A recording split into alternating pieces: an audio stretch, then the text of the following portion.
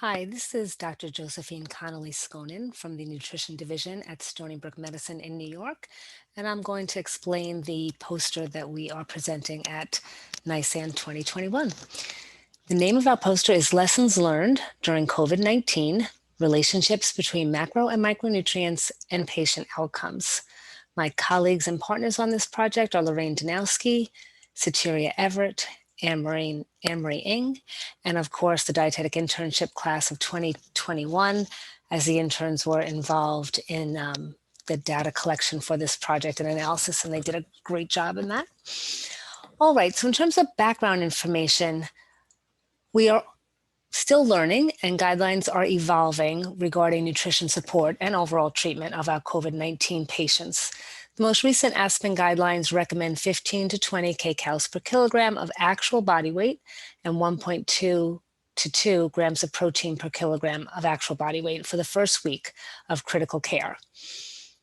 And then advancing to meet needs approximately to 25 calories per kilogram and 1.3 grams of protein per kilogram.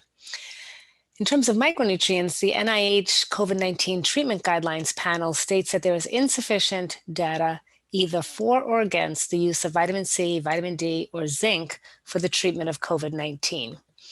And prior research on relationships between micronutrients, especially vitamin C, and patient outcomes among vented critically ill patients have been mixed. And there's been a lot of research, especially with SARS or burn patients. Fowler is a good author to look up in regards to these issues and the inconsistencies in the findings in this research.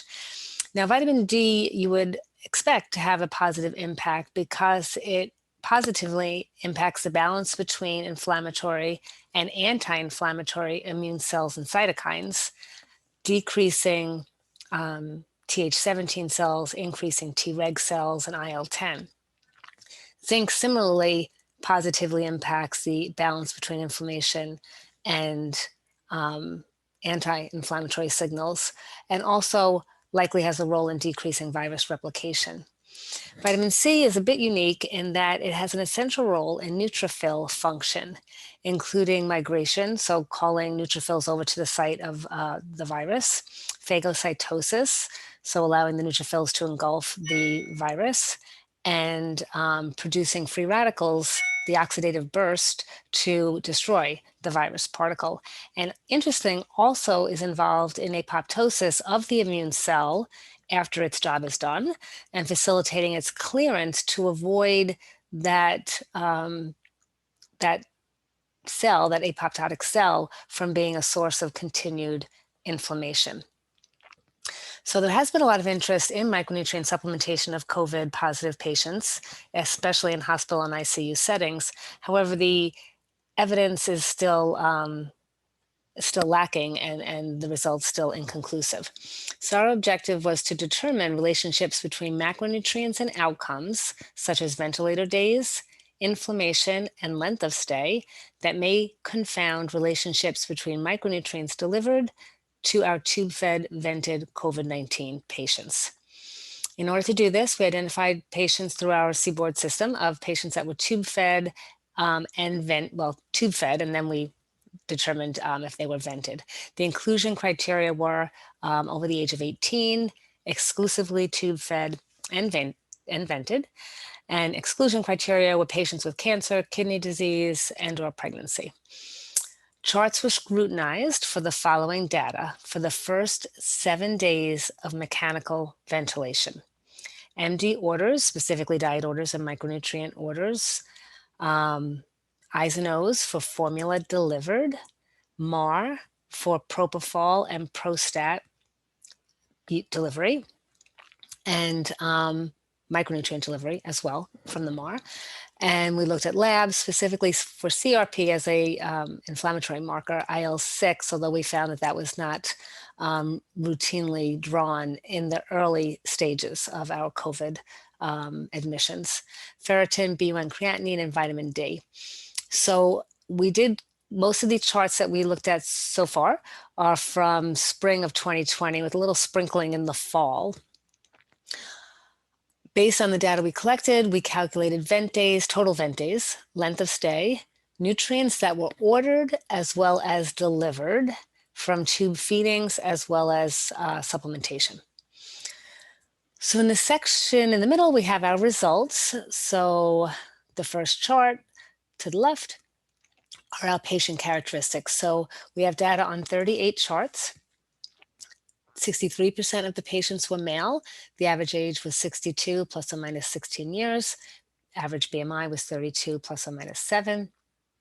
And 70% never smoked, 3% were current smokers, one patient basically, and 27% had a history of smoking. And the smoking data is based on 37 patients, and the BMI data is actually on 36 patients. There were 2 patients for which we did not have a height.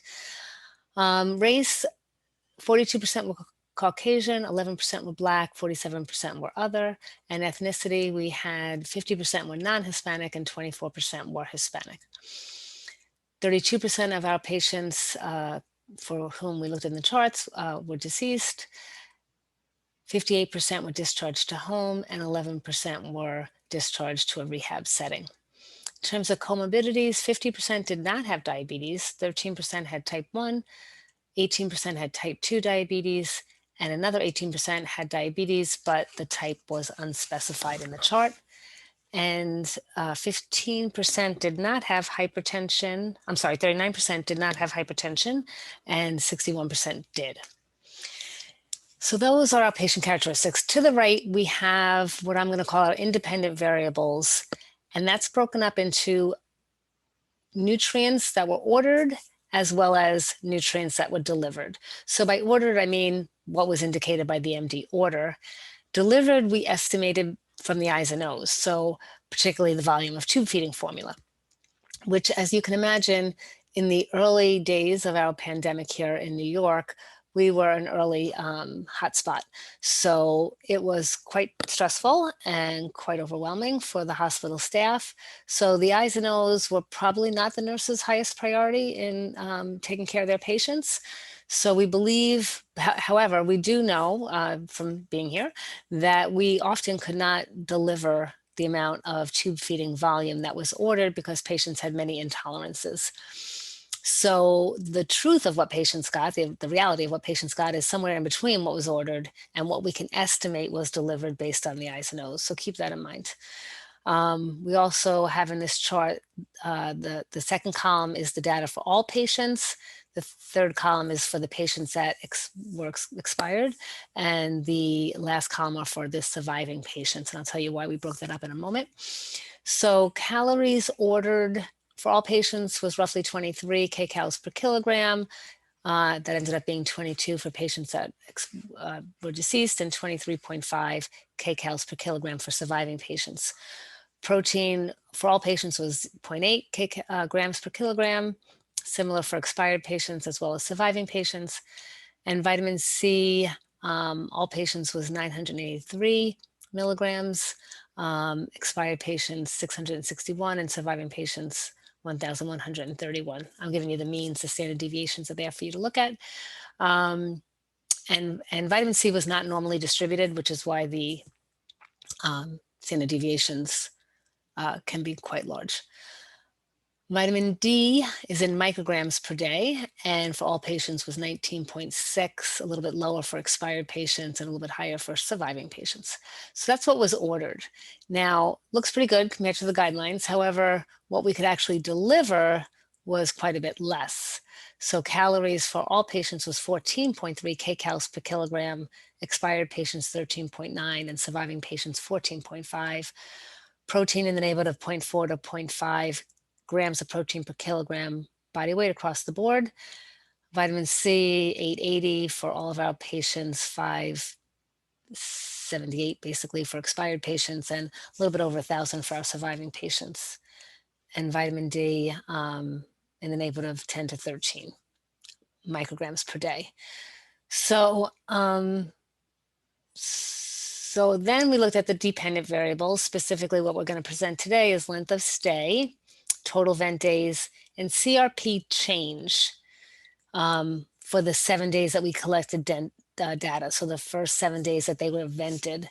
So the change numbers are kind of small. And I think that's because we only have it for the 7 days. So we know the longer that patients were here, the CRP came down before they were actually discharged. So after they were weaned from the ventilator. Now, length of stay, we would normally think of a short length of stay as a positive thing. However, our expired patients had a shorter length of stay than the surviving patients, and similar to vent days.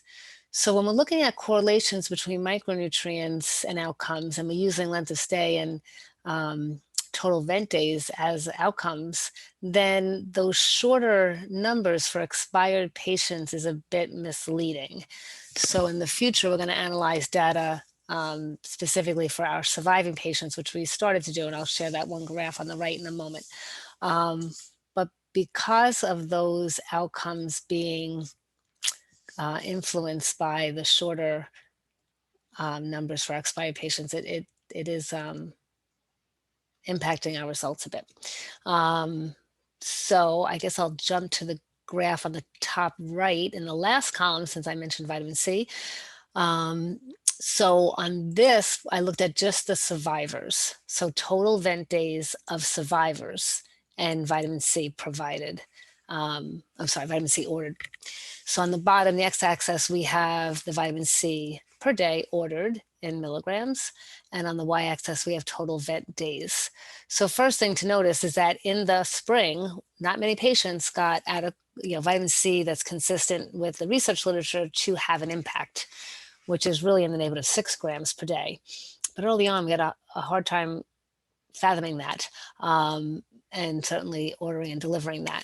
So very few patients got what would be considered an impactful amount of vitamin C. So I think that's also somewhat limiting the results that we have with the first charts that we've reviewed, these 38 charts. Most of our patients got less than 1,000. Most of them got about 500 milligrams per day. So it's really not enough of an impact for the neutrophils. When the neutrophils are fighting a virus, they soak up vitamin C tremendously. And that's been shown in the literature. So that's something to keep in mind when we get to our conclusions. But before that, if we look at the scatter plots on the middle and bottom, the first row are indicative, provides data on protein and calories for ventilator days as the outcome variable. So on all these charts, the x-axis is the nutrients. So we have the protein per kilogram per day. The blue dots represent what the physician ordered, and the red dots represent our estimate of what patients actually were provided or received. And we have the trend line shown here. So we can say that there is a negative trend between these two, a negative correlation between these two variables. So the more protein patients got, the fewer or less vent days. And that's true if you look at what the MD ordered as well as what was provided. And on the right, we have the data for calories and looking at the correlation between calories and ventilator days. Now here, calories were not as negatively impacted by tolerance issues because patients got significant calories from propofol. So you can see along the x-axis are calories provided per kilogram, that's total body weight per day. And, we got most patients, well, can't really, if you look at 20 as kind of the divider line here. So a lot of patients, we did not get substantial amount of calories in, but a fair amount did, and largely again from the propofol. Still a negative relationship, so more calories, fewer vent days.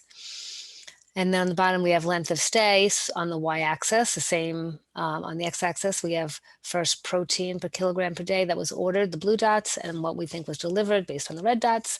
And a more subtle negative trend, but there is a slight negative trend towards decrease in length of stay with more protein, as well as decreased length of stay with more calories. Again, a lot of those calories coming from propofol. Now, length of stay was very variable for patients. So I think the ventilator days might be a better outcome for us for our future work. So overall, if we look at the conclusions, lack of consistency of prior findings, as I mentioned before, between micronutrients and patient outcomes in ICU patients may be due to underlying relationships between macronutrients delivered and patient outcomes. And this is largely because I've almost never seen literature that estimates macronutrients delivered, because it's very time consuming to go through the I's and O's and try to estimate that. After controlling for calorie and protein either ordered or delivered, micronutrients ordered or delivered in our data set were not significantly related to outcomes.